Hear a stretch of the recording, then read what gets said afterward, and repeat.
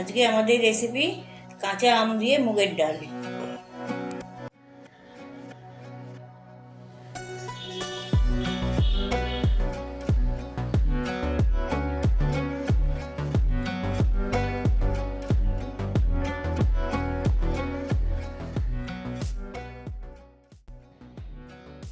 আম ডাল করার জন্য আমি এই একটা আম নিয়েছি। এই আমটা আমি কেটে টুকরো টুকরো করে নিচ্ছি, খোসাটা ছাড়িয়ে।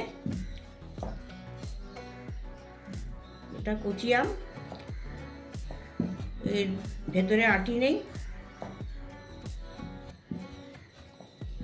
এটা এইভাবে কেটে টুকরো করে নিচ্ছি, ভেতরে আটি কিছু নেই। এইটাকে ফেলে দিতে হবে আর এইভাবে এগুলো কেটে নিতে হবে, ভেতরের কুশিটা ফেলে দিতে হবে। কুশি, একে কুশি বলে, কুশি বলে। এটাকে এরকম বের করে এটাকে ফেলে দিয়ে এইভাবে আড়াআড়িভাবে কেটে নিলেই হবে। এই আম যদি টক বেশি হয় তাহলে একটা আমই লাগবে, আর যদি টকটা কম হয় তাহলে আরও একটা দেয়া যেতে পারে। সেটা আমের টকের উপর নির্ভর করছে। আম দিয়ে টক ডাল করার জন্যে ওভেনে প্রেশার কুকার বসিয়েছি। তাতে আমি 1 চামচ সাদা তেল দিয়ে দিচ্ছি।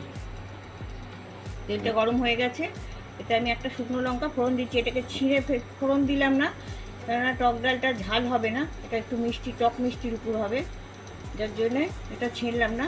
আর 1/2 চা চামচ সর্ষে ফোড়ন দিচ্ছি।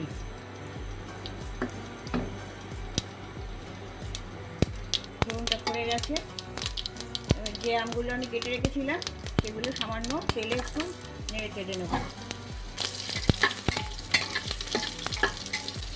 হালকা ভেজে নেব। আমগুলো ভাজা হয়ে গেছে, এতে আমি 600 ml মতো জল দিয়ে দিচ্ছি।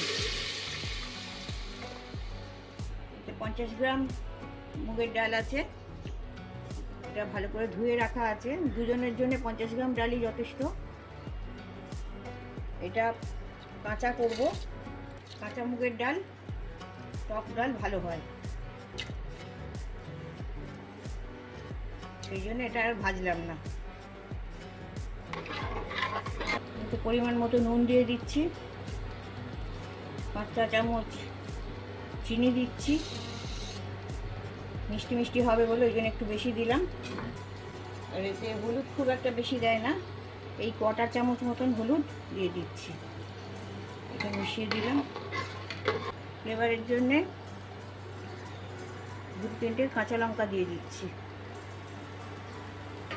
গরমকালে এই টক ডালটা শরীরের পক্ষে খুবই ভালো, এটা শরীর ঠান্ডা রাখে আর মুখেও স্বাদ আনে। এই জন্য এটা ভাতের সঙ্গে যদি টক ডালটা থাকে তাহলে ভালোই লাগবে। এখানে ঢাকনা দিয়ে দিচ্ছি, 5টা মতন সিটি দেবো। 5টা সিটি হয়ে গেছে, আমি ওভেন বন্ধ করে দিয়েছি। আর প্রেশারটা নেমে গেলে ঢাকনাটা খুলছি। ডালের প্রেশারটা নেমে গেছে, এবার আমি ঢাকনাটা খুলছি।